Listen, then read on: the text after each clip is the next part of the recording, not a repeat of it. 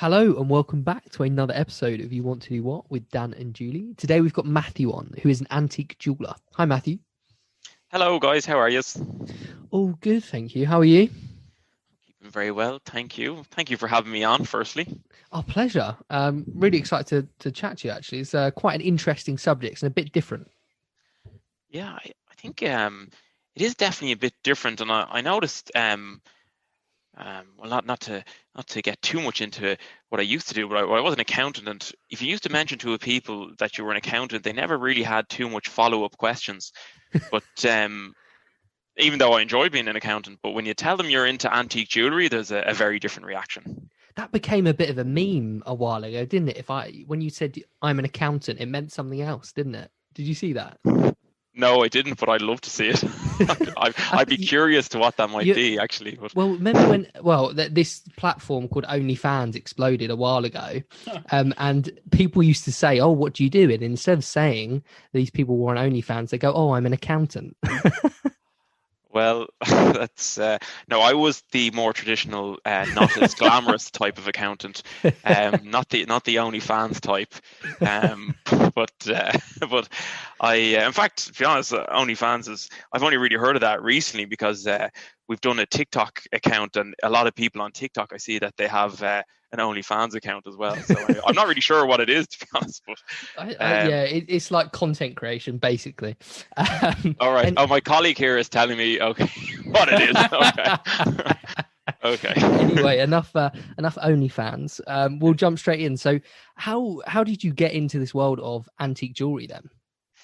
Yeah, well, it's I kind of probably went in a way I went the roundabout way, but in another way I never had any other chance really because my family are in it a very long time as well.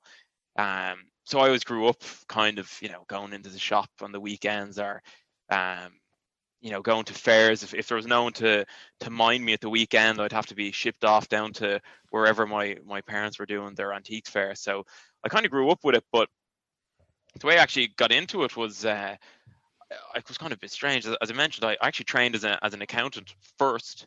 The reason I went into that really is it was I started an account in 2011, which would have been the height of the recession in Ireland and globally. So it was 3.5 year contract. So I just thought it would be a good option to do that. And I thought it'd be great to get like a rounded view of the business world. So I went into the audit department, whereas you work across a wide variety of clients. And you have to go through their books, make sure you kind of understand what's happening in the business, and at the end of it, you sign off, give your opinion whether the accounts are true and fair. And following that, I suppose I always wanted to get back into the antique and jewelry business, so I went and worked with my father and my brother who worked in the shop after that for a few years, and then after that there's another shop that came up for sale. The lady who worked there was retiring, and she wanted to she had known that she wanted to pass the business on to, but she would love to have kept it going as an antique shop, and I was looking for an antique shop, and I jumped at the opportunity to take over that one, and that's where I've been since. So I'm actually a little bit in the dark. What actually is antique jewelry? Because obviously, I guess it's jewelry but old. But what defines it as antique compared to just jewelry?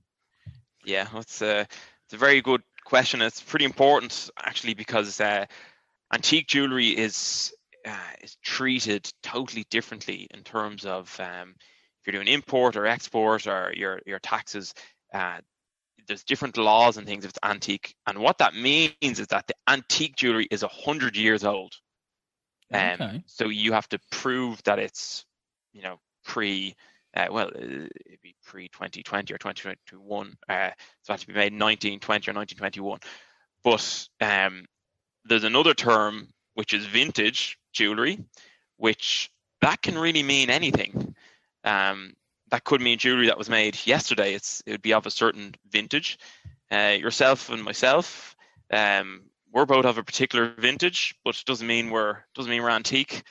But it is, the word antique is specific. It means 100 years old.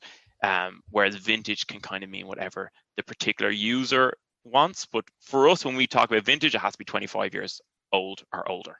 Does that actually affect the value? So if you had, obviously, gold and diamonds have a set price, but making it or having something that is older, does that actually increase the price of it?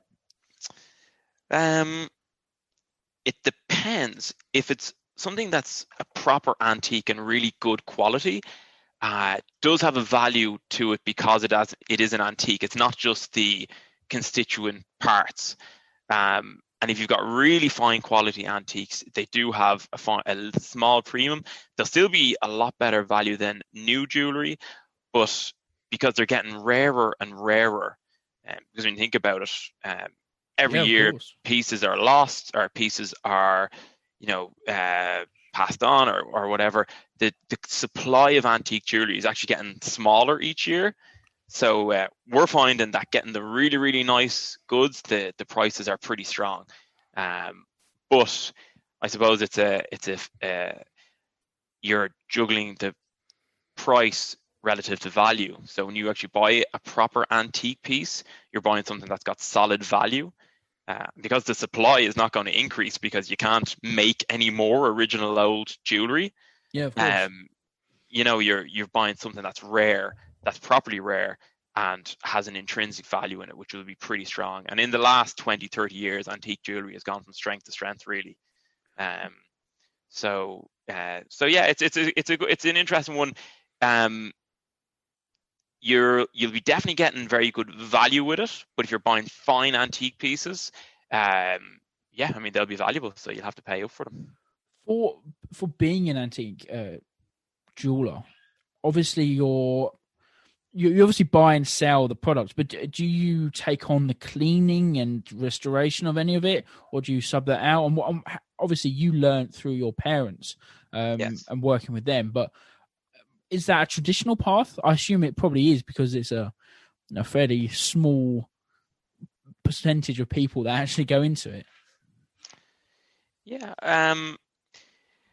it is. There is a very small percentage of people who go into it. I mean, it's a pretty niche industry anyway, I suppose. Like compared to modern jewelry, just to give an example, I went to Las Vegas, as every good story should start with an intro like that. But no, there's a big jewelry show in Las Vegas every year. Not last year. I think it's going ahead this year, actually, in July, June or July.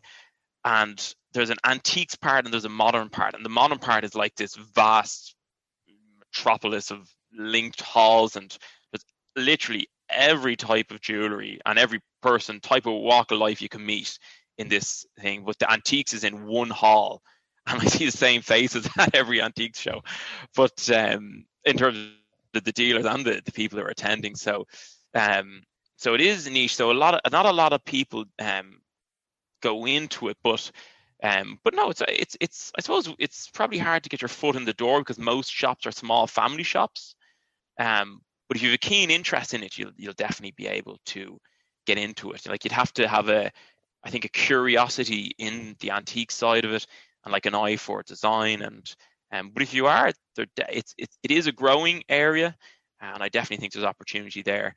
And in terms of the repairs and stuff, well, that's every jeweler be different. But what we do is we do all the services for people who buy stuff from us. But if you walk in the street, if I can, I would do the repairs for someone, but we don't guarantee it, and it's only because of our capacity. Because my jeweler, who's my cousin, he can only do so many jobs per day or per week, and if we started taking in repairs, we probably wouldn't have space to do our own stuff. So that's kind of how we work that side of it. Is that show in Vegas JCK? Yes. Yes. See, I know JCK because I used to be a fine art and jewelry broker, insurance broker, and all of our clients would go to JCK every year. It's a massive thing in the jewelry world, isn't it? Yeah, it's when I was there, I don't even think so. The hotel I was in, which is it's the one that looks like a pyramid. I can't even remember what it was called now. Yeah, what's that called? The Mirage? Mirage or No, not the something? Mirage. It's I can't, I'll look up the name now. Hold I on. can't But remember. it was the one with the, but underground, as I'm sure you know, they're all kind of linked together. Mm, All of those hotels, and the Luxor Hotel, that's what it's called. right. Um, and I was able to go from there to like a whole different hotels, and even in between the hotels in the underground, like links, there was like gem shows and all. Like it's jewelry literally takes over Vegas for this week, and the JCK are the organizers. That's so cool that you worked in the insurance side. I mean, that's really interesting as well. Yeah, Um, yeah, it could be interesting, but I never really came across any clients that did antique jewelry. And it was very much sort of the diamond dealers that we used to deal with. yeah, and it adds probably a layer of complication to it. I mean, the diamonds, so as you said, the diamonds, a lot of diamonds have sort of an observable market value, Mm, whereas the antique, for example, we insure our stuff for cost plus 20%, yeah. because if we lost something, I can't go buy another one. The time and effort we spent to actually find that, Mm, uh, it wouldn't even be worth our while just to get our money back in it, because we wouldn't have some, we couldn't replace it. So there is a cost even in finding them. mm. But with the diamonds, though, if you lose, say, a modern 1 carat, you know, D round stone, it could be a beautiful stone and it'll look fantastic in a ring, but you could probably buy another one pretty easily. Mm. Where if you lose an 18th century diamond, pendalock earrings, I mean, good luck to you trying to find another one. So, um, yeah, and the antique side of that, it's always in the Paris Hotel. I think it has like a Eiffel Tower out the front of it. Probably it's Vegas. Yeah, and it's in there, the antique one, and it's just literally one room. You can see from one end to the other, and that's it. But there's this kind of ant like ant hive of like lots of different places of modern ones, and they just literally sprawl out the whole of Vegas. It's if anyone had an interest in jewelry, like, you should go to this week. It's you'd learn a lot, really. What is it actually about antique jewelry specifically that interests you? Because I was just looking through your Instagram before we came on, and modern jewelry for me is obviously very clean and very neat. But antique jewelry it's got more interest to it. There's different stones you use and different patterns and designs, whereas I think modern jewelry is a lot more, not plain, but more standard maybe. Yeah. Well, what attracted me to the antique pieces, and just before I say that, you're 100% right. I mean, a lot of modern jewelry is made for mass market appeal.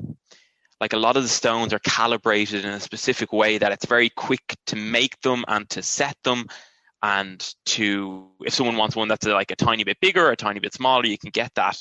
Now, there is very fine modern jewelry as well, and some really cool people making very special pieces, but that's really that's a very niche part of modern jewelry. Most of it is, design companies that build their model in such a way that you can scale it quite easily.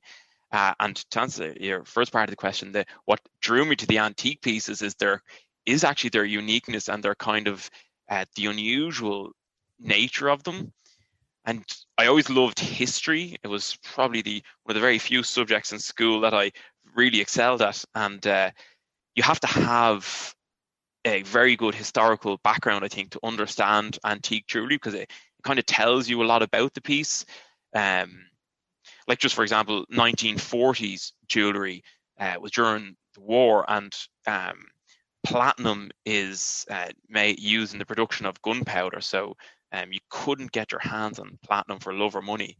And so what you see in 1940s is that virtually all the jewelry is gold, and it's usually like light, because, for example, in France, if you wanted to get jewelry made during World War II, you had to supply your own gold, and the government actually took a piece of the gold as like a levy to support the war effort. So what you'll find is like light jewelry made of gold, usually really feminine designs, because a lot of women were being drafted into the workforce in the 1940s because all the men were out fighting wars, and it was one of the last. So they had to wear a lot of kind of work clothes. So this was a good way to get a bit of femininity in the design. So you'll find very feminine motifs in gold in light jewelry in the 1940s. And if you had a background of like what was happening in 1940s, it really helps you understand and identify what that type of jewelry would be. And I think that's really what drew me to the antique jewelry. And one thing that they say in the business is there's this thing called the hunt, and you're looking for, there's always this chance that you find what they call a sleeper, where you're just looking around, you know, and it could be in a flea market that has, you know, basically bric-a-brac, but you find something absolutely beautiful. Now, what I would say is that 99.99% of the time, you're turning over stones that have nothing underneath them worth looking at. But the odd time, you find something that's beautiful, and that when you put in research and research different types of jewelry and hallmarks and all this, and you find something that's really, really cool, it's a great feeling. I know a lot of antique dealers, they talk about the hunt and finding this special piece, and that it's like hitting a great shot in golf. You spend the rest of your life trying to repeat it. So I wish I knew what that felt like.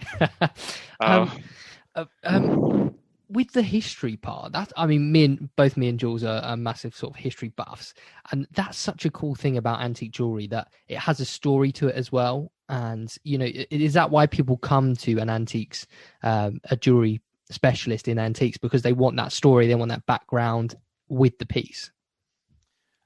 I'm glad to hear your history buffs. We're definitely in the right company here together today. But, I definitely think so. There's a couple of elements that people want. They definitely like the story. Like, you know, when someone comes into here, we're not really talking about the specs of the gem or the carat of the gold. I mean, we always touch on that. Obviously, people are going to ask that, but it's just like nearly a tick the box exercise. Like, you know, what type of gold is this? What type of stone is that? You answer, and then you move on. Then it's like, tell me about like the period of the jewelry, and they want the story. Do you know where it came from? And like most of the time we don't, but we can certainly tell them this is a 1920s piece. You know, this would have been typical of, you know, the flapper style of the time, and would have been worn with X, Y, or Z, and you know, that's why it looks like this. And people definitely want that. The second thing I think is a big one lately, and you know, we never, antique dealers and antique jewelers never really talked about this, but it is also like the ultimate sustainable product. And that was probably like maybe a few years ago, 5 or 6 years ago, people kind of were starting to think about that. But now it is like, I mean, I'd say we get asked that at least maybe 2 out of 3 times. It's a key factor. Wow. And like if a ring has been made 100 years ago, like its carbon footprint is, you know, 0 today. And that is a big thing. It's also to do with conflict diamonds, I think. Like conflict diamonds really come from the 70s or 80s, kind of Sierra Leone and some other places. But if you're dealing with antique pieces from the 20s and from the 30s or even the 19th century, you know, you're 100 years clear of that. Yeah. And that's the best way to know for sure that they're conflict free. So those things, along with the design element, the fact that I think it's one of the best things about getting an antique ring, and also the most challenging things, is that if you get one, you're not going to see someone else with one like it. But if you miss out on one that you kind of were considering, you can't get it again. I think those things together are really, people are starting to realize that if that's what they want, antique jewelry is an option that they should be considering. Yeah. For you, have you found it hard to not become a collector, particularly when you've spoken about things like the hunt? You know, you've been tracking down an incredible piece, and you eventually find it, and you get it in your hands, you go, I've got to now sell this. Do you have that sort of conflict? It's normally resolved by my bank manager, actually. But there are some pieces that I really, really like, definitely. But no, I mean, I suppose we kind of have like a floating collection in the shop. So we have them for a while, and then they sell. I have kept one ring, I will admit, and it was one that I bought. I bought it in Finland actually a few years ago, and I bought it for €150, and it's they didn't rate it at all. They thought it was just a kind of a modern piece, secondhand, that wasn't really special. I actually looked up the marks, and it was a like 1919, very nicely made 18-karat gold piece, and it just fit me, and I just started wearing it, and I kind of never took it off. But if someone offered me the right money, I don't know if I'd sell it or not now, to be honest. But but I think if you're in the trade as a dealer, you can't be. Ultimately, what gives me a bigger kick actually is getting somebody who really, really loves the ring or loves the piece of jewelry and matching them with that. I prefer to see them happy than to keep it for myself. But no, there are definitely pieces that I really like for sure. So I'm sure you'll tell me there isn't an average day for you, but if you had to describe one, what would you be doing? Yeah, no, there's definitely, yeah, that's exactly what I would have said. There's no average day. But yeah, I'd say, I mean, a big part of it, and like any job, and I think people probably think that it's, working in the antique jewelry business, it's very glamorous and this and that, but most, like any job though, the 90% of it is, administrative, responding to inquiries, and I'd say that would be a big one. We come in the morning, myself and my colleague Elise, who's our gemologist here, and the first thing we do is we'll get onto Instagram and we'll get onto our emails and we'll respond to all the queries. That would be the first thing, because nothing else happens unless we are selling stuff. We love talking about jewelry and we love looking for it and buying it, but as with any business, if you're not selling it, you don't have a business actually. So that's the first thing we'll do. We'll prioritize that. Then if we've bought anything, we need to get that on the website, so we have to research it. I know, for example, yesterday we got this brooch in, which was a Russian piece, and there was red stones in it, which they were sold to us as rubies, but we didn't think they were rubies. We thought they were something different, and they tested as spinel, but that's actually fine, because spinels in antique Russian jewelry are very rare, like a very valuable gemstone. Actually, it's a common mistake people make. And in the imperial crown of Britain, there's what they call the Black Prince's ruby. And if any of your listeners want to look that up, you see this beautiful crown that's got this enormous red stone in the front of it. And they thought for years it was a ruby. And it was only when they analyzed it, when the technology developed, they could analyze it properly, they found it actually was a spinel. So but we kind of anticipated. So we spent about an hour talking about whether a mark on this piece of jewelry was an A or a triangle. So but it was very important, because if it was an A, it was from a different location of Russia, which had a more important cache to it. So yeah, we look at jewelry, then we identify all our new purchases and value them and process them. Like loads of photography, plenty of Instagram videos. We do 2 Instagram lives a week. We're even on TikTok now, believe it or not. I feel like a dinosaur on there. But How's that going? It's going all right. I'm not quite sure yet whether it's I'm not really quite sure whether it's a commercial thing, but it's good fun, and getting like information out there can never be a bad thing. So, No. But it's definitely the first time I can clearly see that there is a different generation to me out there who's younger. Do you know what? That's exactly what I thought when I went on it. I was like, okay, these people are different to me and they're younger. It's a bit worrying. What moment was that? I know exactly what you mean. There's but then some of it kind of crosses over. I'm like, oh, maybe, but yeah, no, pretty much different generation. And then sorry, if and when the shop is open, and will be open soon, hopefully, you just don't know who'll walk into the door, so dealing with the clients, and that's fundamental. People walk in, you have to I suppose the there's a Chinese phrase that says a shopkeeper must have a happy who comes in or what their inquiry is. You just have to be energetic and enthusiastic and kind of ready to help them as best you can. So. And so what about the actual antique hunting itself? Do you sort of put aside a couple of days, or do you go on specific trips? That's a good question. That normally what we do with that is we probably would set aside a few days. So there'd be the big fairs we go to. So there's your Las Vegas fair. There's one in New York. We would monitor all of the sales, so any of the private sales, the house clearances. If there's any of those on, with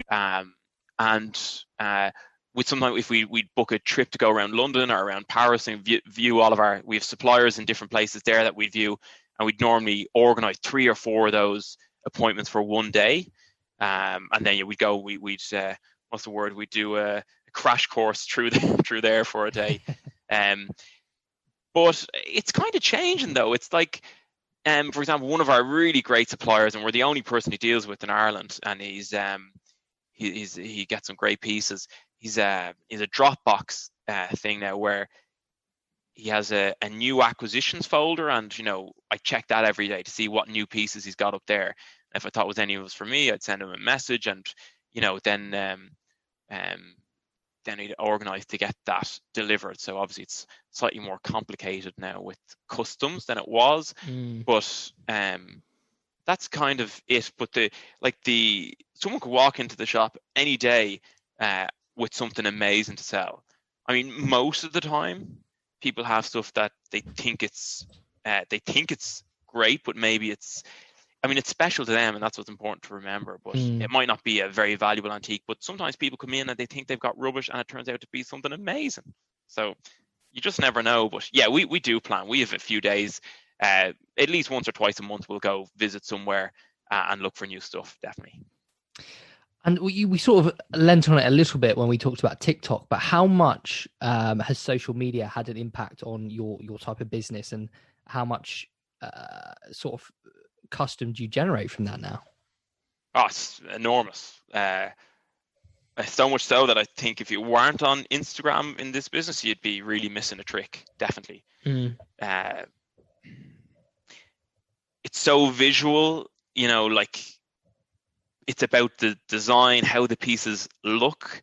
There can be really nice mixes of colors and shapes, and it really lends itself to Instagram. And I would say, I was only talking to this with somebody the other day, that I was thinking, today in a company, there's you have your PR person and your marketing this and your all these different traditional roles. And I was thinking, I wonder in a few years, it'll probably be the traditional roles will be TikTok manager or Instagram manager.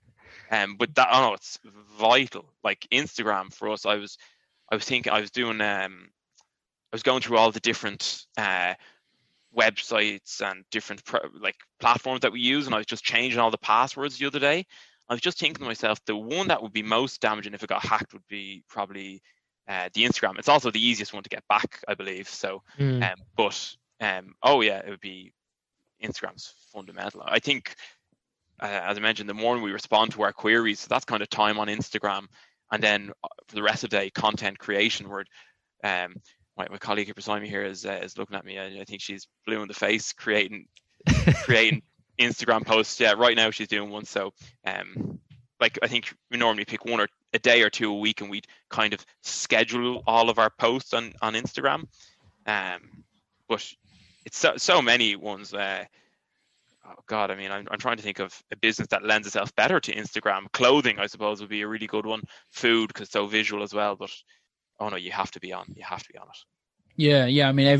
It's such a quick, easy marketing tool these days, isn't it? Oh yeah, and it's basically free.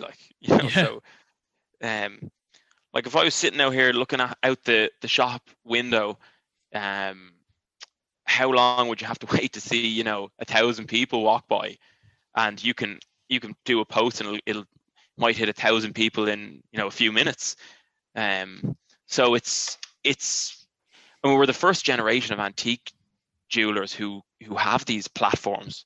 In a way, I think the people used to go to these trade shows to meet the local clients, but now in a way you don't have to. But not to contradict myself now, but I think that actually might be more applicable to other industries.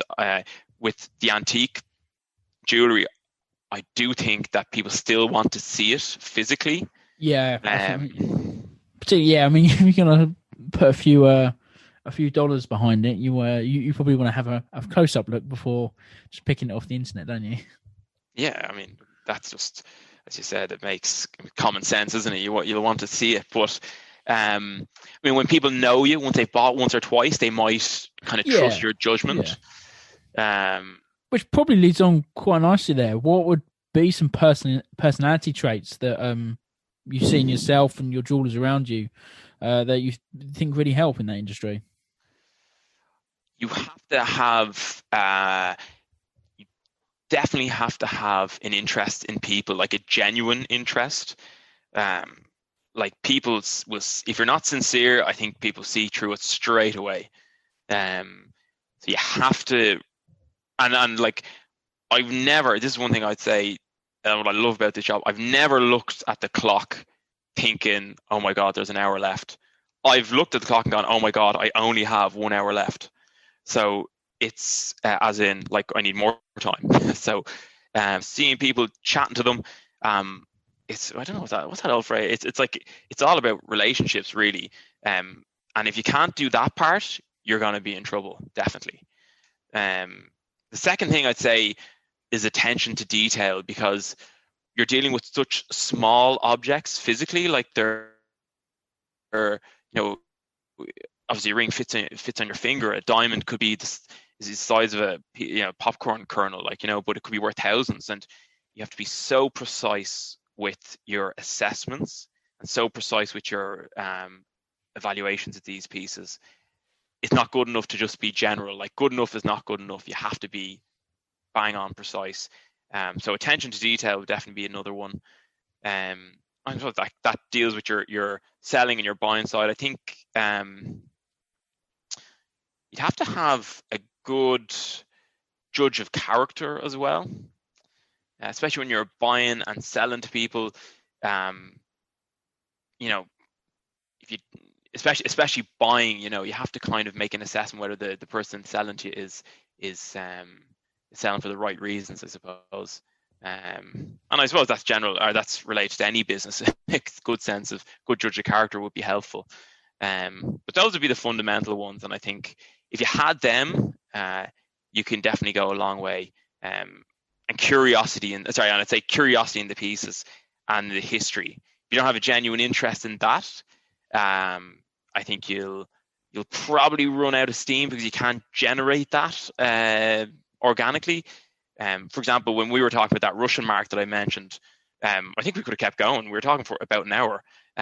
We're looking up the different makers in those different locations. But if you weren't really interested in the history of it and where the jewelry centers in Russia were, you would have never got to the right answer. So I think a genuine interest in people and history is so important.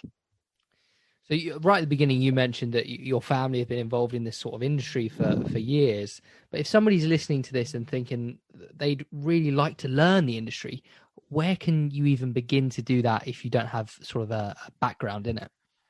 Yes. So it is a good question, because on the face of it, it would appear to be difficult to get in, but there is lots of ways to do it. And I would actually, if I was learning this business from scratch, the type of job, if you want, you don't, and by the way, you definitely don't have to go to university to do this. There's a lot of people don't, right? So there's lots of big international auctioneers who do like training programs.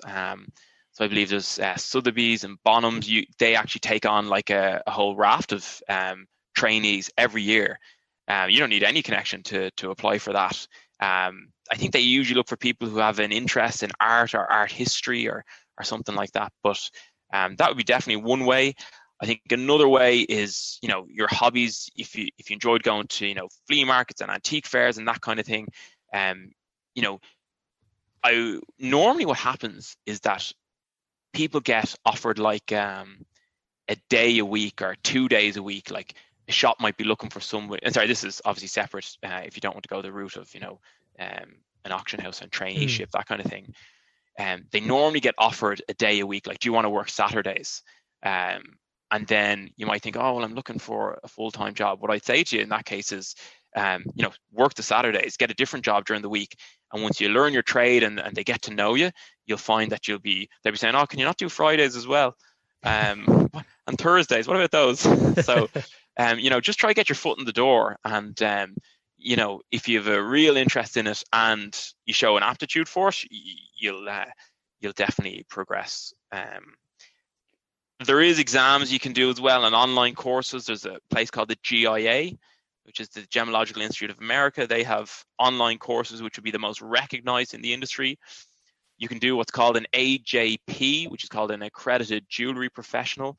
And that is, you'll have to do what they call Diamond Essentials, Colored Stone Essentials, and Jewelry Essentials. And I think each one of those are about $300 or something like that. It's not too bad if you're thinking of investing in your career. That's not too much of an investment. No, it's not. And for what you get for it, like, you'll get a qualification, and then when you go into apply for something, then obviously you have a really solid, well recognized one. And the other thing I'd say, just that remind me of a lot of what a lot of people do, and this is the natural progression of it. They start off in modern jewelry, because there's a lot more jobs in modern jewelry, but then they'll segue into antique jewelry, and that is a common trend, I would say. So maybe get into a jewelry shop, work there for a little bit, and then try finding the antique one. And it's a natural progression, because you need to know more for antique jewelry. So if you get a grounding in that, say you can't get into an antique shop straight away, that's definitely a way you could segue into it after a little bit of time. So for you, what would be the biggest positives or opportunities you've had out of this career so far? You mentioned, you love the history and going on the trips. Is that what it's all about for you? Yeah, I definitely love that side of it. I suppose for me, what I love about this the most, I think, it's probably the people, actually. You meet people, I think. So I used to, as I mentioned, I used to be an auditor, and I also did some liquidations, and you normally talk to people when not at the best time, but in this business, you're usually meeting people at a very happy time, and you can have great chats. And a lot of my clients have become friends, I think. So the second thing I'd say would be the variety. We're talking about you're buying, you're selling, you're traveling to places, you're meeting different people from different walks of life. Every piece of antique jewelry is different, so you have to be able to assess it and critically analyze it. And I think no two are the same, so that's exciting. And of course, a lot of people, they're usually small shops, so you kind of have to do a bit of everything. You have to do a bit of accounting, a bit of PR, a bit of marketing, a bit of TikTok. So there's a great variety in it there. But if I had to pick one thing, the most exciting thing, and it's like that, 99% perspiration, 1% inspiration. The 1% inspiration is going to the shows. There is a real buzz when you go to these shows, or you're going traipsing around the antique shops in Paris or wherever it is, and it sounds glamorous. When I hear myself saying that, it sounds great. But yeah, that is so exciting. I can imagine. It's basically shopping, but you're shopping for somewhere else, I suppose. But someone else. But no, that and the people, and I suppose, as I said, the characteristic you need, you have to be able to get on with people, have an eye for detail, and that for me is the best part of it. So how much of your sort of client base is new versus sort of repeat customers? And do your repeat customers sort of give you a task to find? They say, hey, we want something like this. Can you go and find it? Yeah, they do. And it's when I did a post on Instagram today about that, so we do make things for people and we do search them. So, but when I say we make them, I'll only use antique stones, and we'll use recycled gold, and we can design stuff.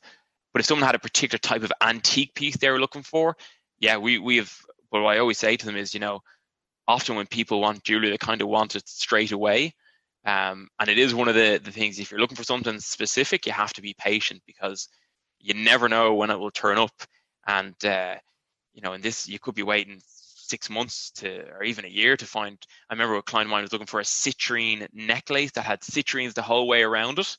I think it took us 16 months or 17 months to actually find the right one. So yeah, That people must have been super satisfying when you found that.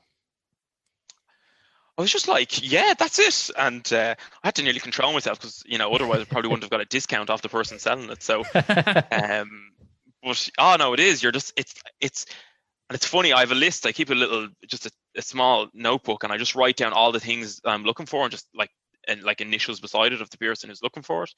And they kind of just stick in your mind, and every so often you'll find one of them. But yeah, that is it's a great feeling, definitely. I bet. On the other side of that, though, what would be some less favorable aspects of this industry? I suppose if people have got pieces that they love, and then they've heard it through the grapevine of the family that this is a very valuable piece, and they come in, and they're expecting to maybe walk away with a rather large check, and you have to gently and tactfully break bad news. That's not a great feeling, a great thing to do. But I've learned, and kind of with time, the right way to do that. I mean, in some occasions, the best way is just to probably just to talk them out of selling it, because that they're not going to sell it anyway for what it's actually worth. I mean, the opposite of that is actually true as well. Sometimes people come in and go, "Oh, I've got this. It's probably worth nothing." That turns out to be, Fabergé piece or something like that. So, that's not fun. There's always the security aspect, I think, of the business that you have to think about. It's just something you have to deal with. And you don't dwell too much on it, but as someone who's in the insurance business, yes. I hope you've got your Chubb safe in the back. I do indeed. Yeah, it's an enormous one. I had to reinforce the floor, I think, to get it in. But there you go. Yeah, but it's you just have to deal with that. Get good insurance, and then just trade away. And but that side of it's not much fun, but it has to be done. But I mean, otherwise it's just like any shop. The returns process, if something isn't right, that's always tricky. But I mean, it doesn't really happen, because it's not like I don't know, my girlfriend, for example. I swear to God, I think the delivery men in the local area and women were just like knew the house off by heart, because there's packages coming all the time there recently. But she doesn't really think about it. She'll buy like 10 dresses, fully expecting to send back like 8 of them. Yeah. But if people are spending a few bob on an antique piece of jewelry, they won't do it with a view to sending it back. They will have really thought about it, so it's not really an issue. But no, they're the kind of things. And like anyone who runs a small business, you're just always busy, so you have to carve out time for yourself, so.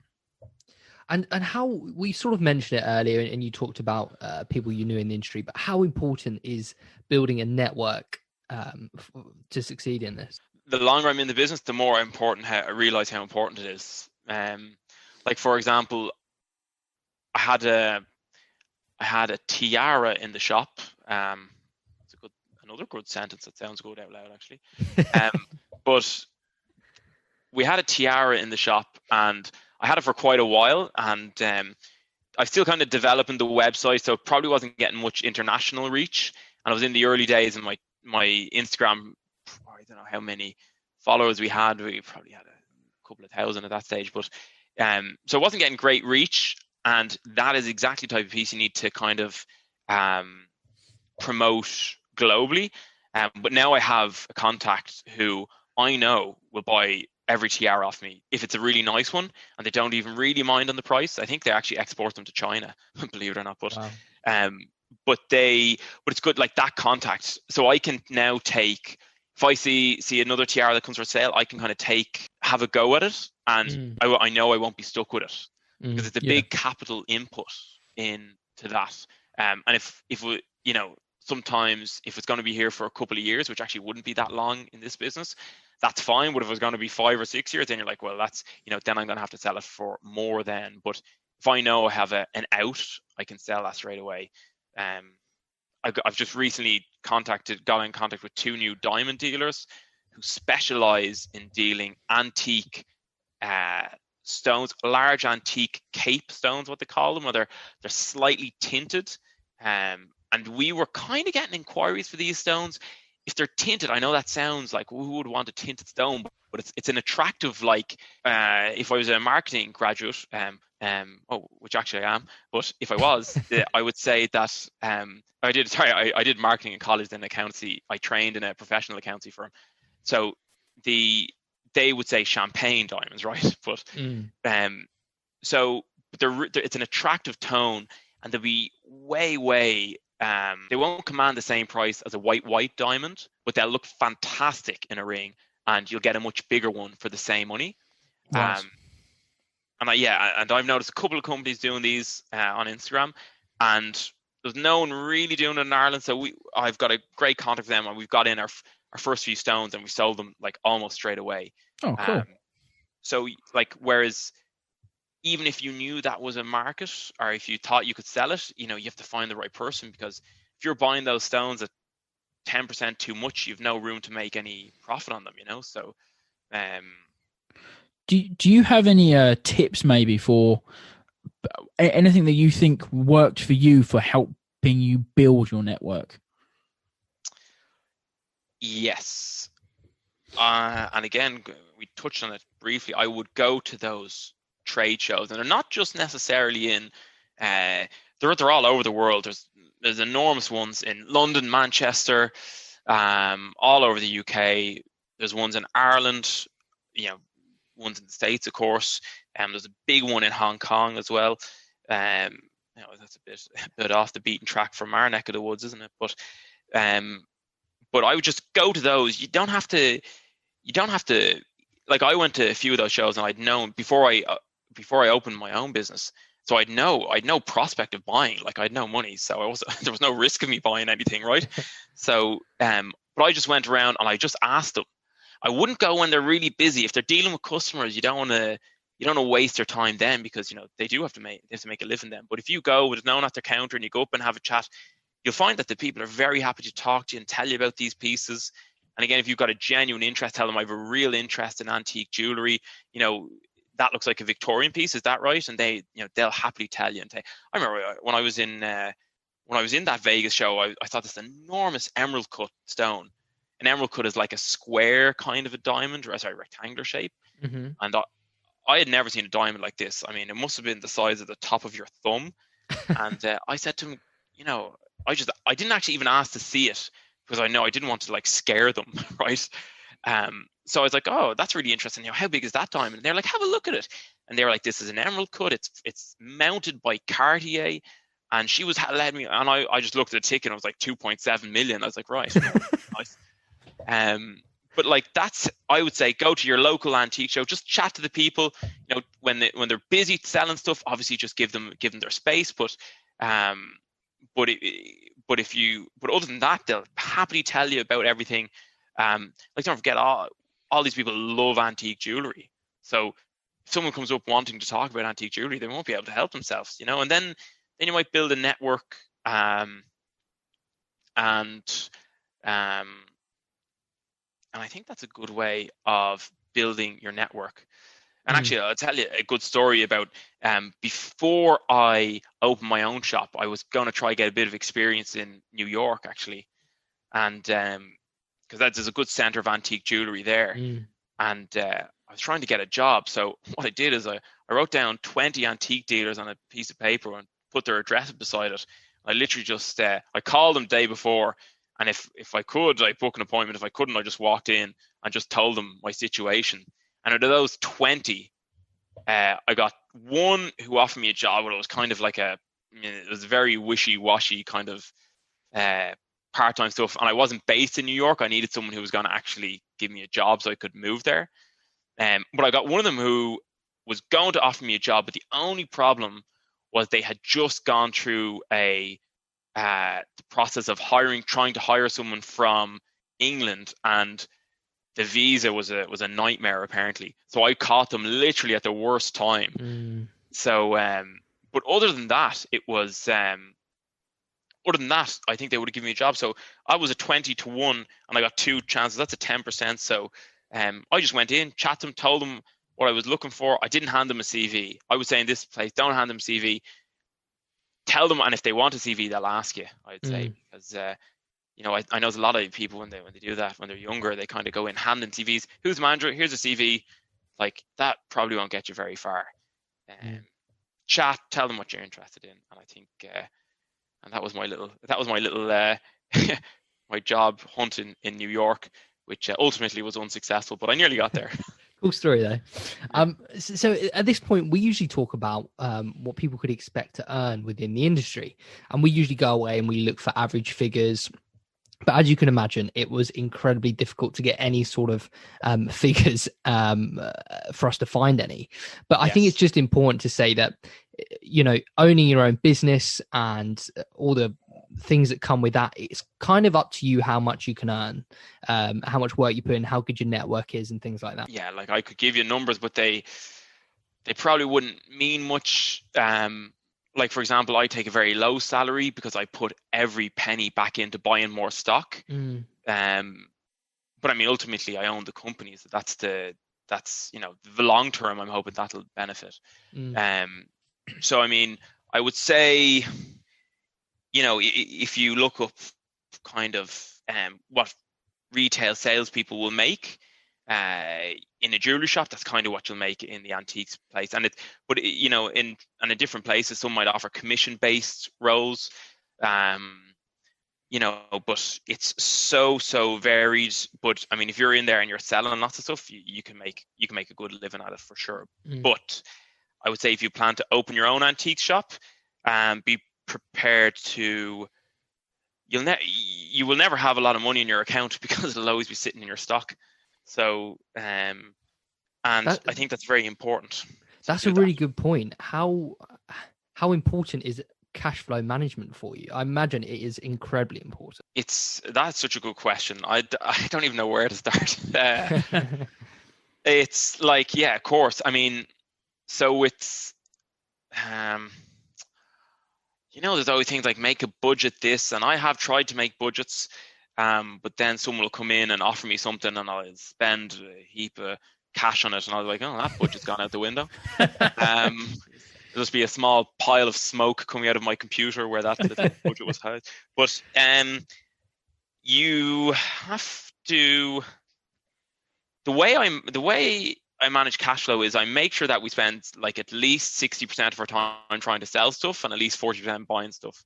And obviously there's like other stuff in there, but in divided those two. So naturally we should have more money coming in than going out. But yeah, cash flow is it's definitely a challenging thing. The way I do it is I have one bank account which is like a transactional thing. So it's like wages, salaries, expenses, that kind of thing. And I always want to keep a minimum level in that. And then any surplus to that, I move into the buying account. And then that's how much we can spend on stock. So that's the way I manage it. And if there's nothing in that, I don't like taking credit from people, but I won't unless it's really unmissable. So if I have no money in the buying account, it's unmissable, then I'll take credit if it's a dealer, or if it's a private. I have a revolving loan facility that we could use if we didn't have the money. But I try to keep money in the buying account, and that's what we can spend. But it's flexible, because if there's nothing good worth buying coming in, you don't buy. And if there's loads of stuff coming in, you have to buy. So yeah. So But somebody listening to this and thinking, oh, I'd love to get into the industry, or maybe even love to start their own sort of shop or something like that. Do you need a huge amount of capital to start this, or can you start with a little bit of capital and just build up the items? Yeah, you can. You can start with a little bit, and you can build it up and up.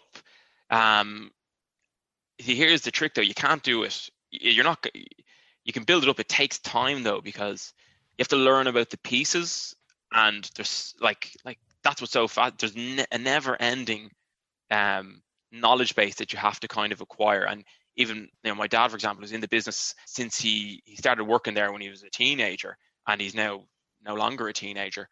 Let's say he's well into his 70s, right? But he says, he learns new stuff all the time. He says so.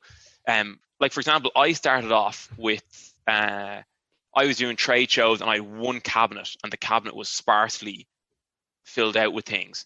And I was buying, cheaper silver jewelry to fill up the places, and I just build it up and up. And then when the shop came for sale, I took a rather large loan to buy the shop, which we're still paying back.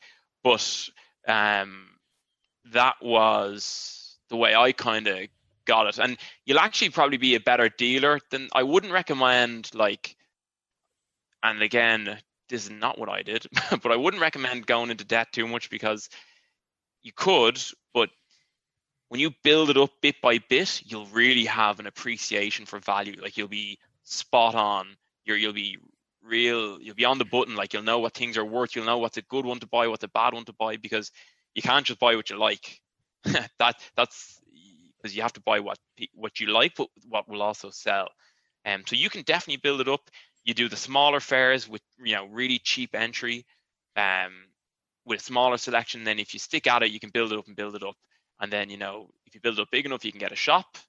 But you've got, like what we've been talking about, you've got Instagram, you've got Facebook, you've got TikTok, you've got all these other ways that you can market in the meantime. So you don't need a lot of capital, but you don't need any actually to get going. You could start off with one piece, but if you want to jump quickly, maybe you could take it on. But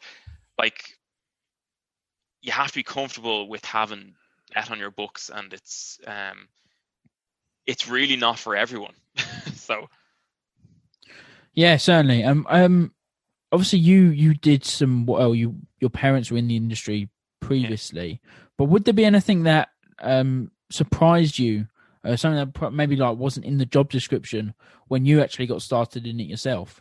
I suppose it's not really specific to the jewelry business. It's probably to a lot of them, but I think the shipping, like the import export, you have to be really good at that, especially these days with the social media that we're talking about. You're nearly as likely to sell something to someone in the Rocky Mountains as you are someone in who's living in Clarendon Street, which is a street just around the corner from us here in Dublin. So or London or anywhere, so the import and exporting is like paperwork. It's bureaucratic and it's form filling, and I never really thought about it as a part of the business. But if you were good at administrative work, it would definitely make life a lot easier for you. I don't know if that's a good one specific to the antiques business, but because it is such an international kind of a business, it crops up more and more. And I don't want to mention the B word, but with Brexit, it's stuff going both ways. I'm sure there's people tearing their hair out with these customs declarations. Yeah, absolutely. And would you still go into this industry knowing everything you know now? Absolutely. Definitely. Awesome to hear. Yeah, no, I'd as I said, and it's always, for me, it's a good test of a job that if you, and I even say it's job is not a job, it's just kind of what I do. I don't think it's a job. It's even when I'm sitting at home, I'm kind of on my phone looking at. I'm just curious. Someone opened a new Instagram, a different antiques. And I was like, oh, look at these people. It's just your interest. But I've never looked at the clock and think, oh my God, there's an I look at the clock and think, oh my God, there's only an hour left. That's the test, isn't it? That's the test. Yeah. That's the test. And got another cliche I'll throw at you. What's that one? If you love your job, you never work an hour in your life. Work a day in your life, yeah. That's the one. Yes, that one. Well, listen, thank you so much, Matthew, for coming on and chatting to us. It's been a real pleasure, and I love the fact that you love the history behind it all as well. Yeah, no, thank you so much for having us. I hope that's going to be really good to your listeners, and and I would encourage people to, if they have an interest in it, to think about it, because it is a growing part of the jewelry business. You'll have great excitement, and it's very sustainable as well. So, and if anyone has any questions, they're more than welcome to contact me. So awesome. Where can people find you actually? So they can get us on our Instagram, which is at Matthew.Weldons. It's MATTHEW.WELDONS. God, I nearly forgot how to spell my name. We're on TikTok, and it's Matthew.Weldon, just no S on that one. Or we actually have a podcast ourselves, which is called Gem Pursuit, which is where we talk about different gemstones. We have one series which is about diamond, emerald, sapphire, ruby, and pearl. Our other series is Jewelry Through the Ages, where we talk about Georgian jewelry all the way up into modern day jewelry. And that could be a great place to start your research into the industry, actually. Brilliant. Well, thanks again, Matthew. We really appreciate your time. No, absolute pleasure to do it. Thank you very much.